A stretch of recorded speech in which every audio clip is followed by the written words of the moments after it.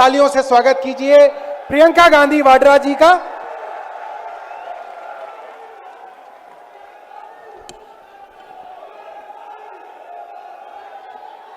मंच पर उपस्थित सभी नेतागण, मेरे प्यारे भाइयों और बहनों, मुझे इंडिया गठबंधन की ओर से इंडिया गठबंधन की 5 सूत्री मांगें पढ़ने के लिए कहा है। इससे पहले कि मैं ये शुरू करूं, मैं एक छोटी सी बात आपके सामने रखना चाहती हूं। देखिए, ये दिल्ली वाले जानते हैं कि ये दिल्ली का सुप्रसिद्ध रामलीला मैदान है। यहाँ बचपन से मैं आ रही हूँ। हर साल दशहरे के दिन यहाँ इसी मैदान में रावण के पुतले का दहन होता है। मैं छोटी थी तो अपनी दादी जी इंदिरा जी के साथ आती थी, उनके पैरों के पास जमीन पर बैठ के देखती थी। उन्होंने हमारे देश की ये प्राचीन, हजारों वर्ष प्राचीन गाथा जो रामायण है, भगवान राम जी की जीवन गाथा मुझे सुनाई। आज जो सत्ता में है वे अपने आप को राम भक्त कहलाते हैं। इसीलिए यहाँ बैठे हुए मेरे मन में ये बात आई कि उनको इस संदर्भ में कुछ कहना चाहिए।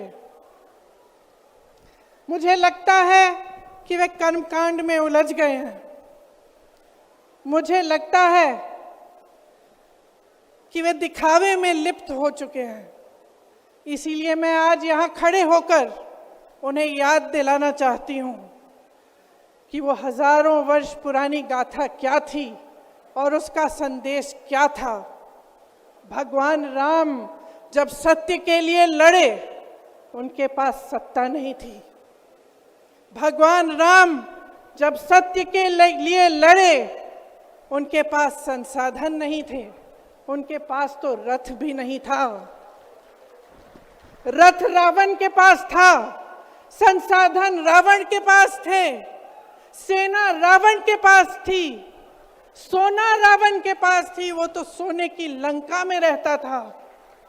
भगवान राम के पास सत्य था, आशा थी, आस्था थी, प्रेम था, परोपकार था, विनय था, धीरज था, साहस था और भगवान राम के पास सत्य था। मैं सत्ता में बैठे हुए सरकार के जितने भी सदस्य हैं, अपने प्रधानमंत्री नरेंद्र मोदी जी को याद दिलाना चाहती हूं कि इस जीवन राम भगवान के जीवन गाथा का क्या संदेश था। सत्ता सदैव नहीं रहती, सदैव नहीं रहती सत्ता। सत्ता आती है, जाती है, अहंकार चूर चूर होता है एक दिन। यही संदेश था भगवान राम का, उनके जीवन का। और आज यहाँ रामलीला मैदान पर खड़े हुए इंडिया गठबंधन की 5 मांगों को पढ़ने से पहले मुझे ये उचित लगा कि मैं ये संदेश एक बार फिर दोहराऊं। इंडिया गठबंधन की 5 सूत्री मांगें भारत के चुनाव आयोग को लोकसभा चुनावों में समान अवसर सुनिश्चित करना चाहिए।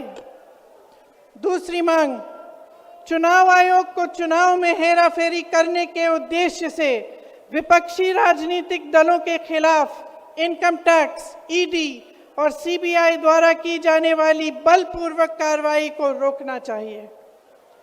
तीसरी मांग, श्री हेमंत सोरेन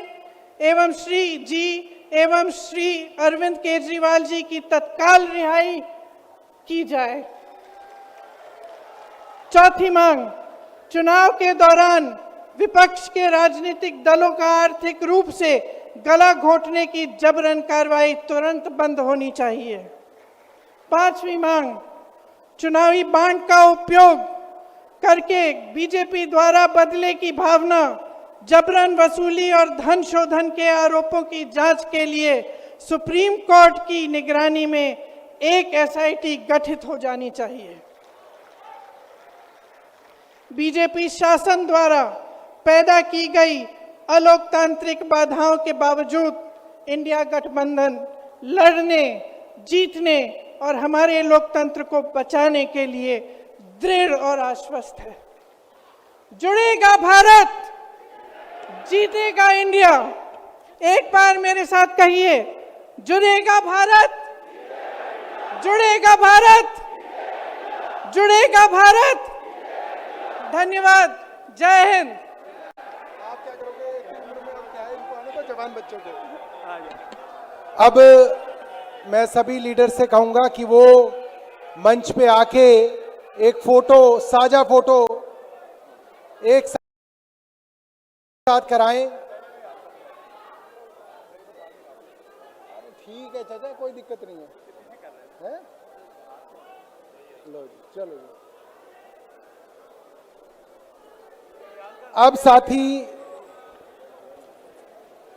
सभी साथी अपनी अपनी जगह पे खड़े होंगे राष्ट्रगान के लिए।